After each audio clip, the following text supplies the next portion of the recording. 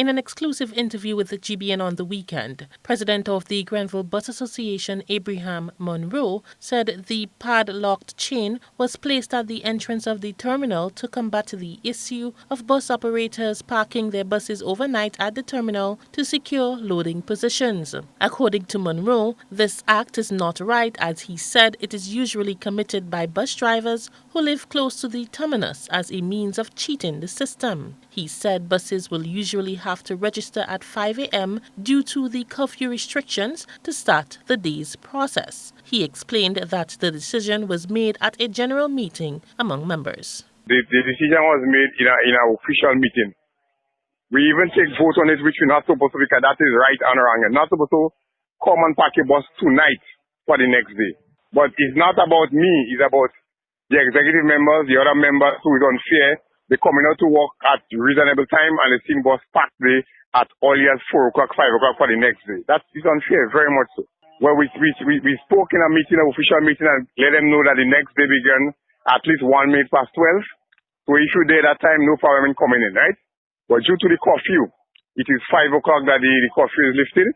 So from anything after 5 in the morning, you can start registering your bus for the next day, first pack, second pack, first pack, or whatever. The permission was granted by the persons in the charge of the terminal. A letter was submitted to them in regards to the permission from the authority to make the security have that chain there, and that was granted. The police have a key for the chain, and the next spare key, the person responsible for the terminal have that spare key. And the security have a next one to open the chain when 5 o'clock in the morning for buses to come in.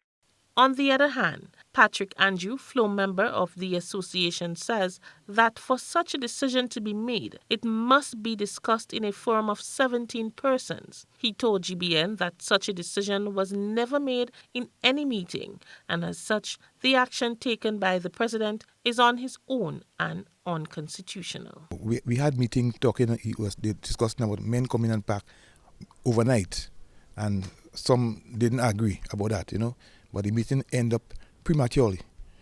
But there was no discussion about chain putting there.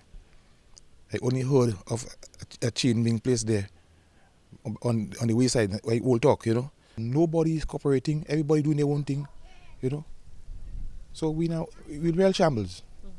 The floor member says the association is presently in disarray, as many decisions made are not in line with the Bus Association's constitution. But usually, the association right now is in a disarray.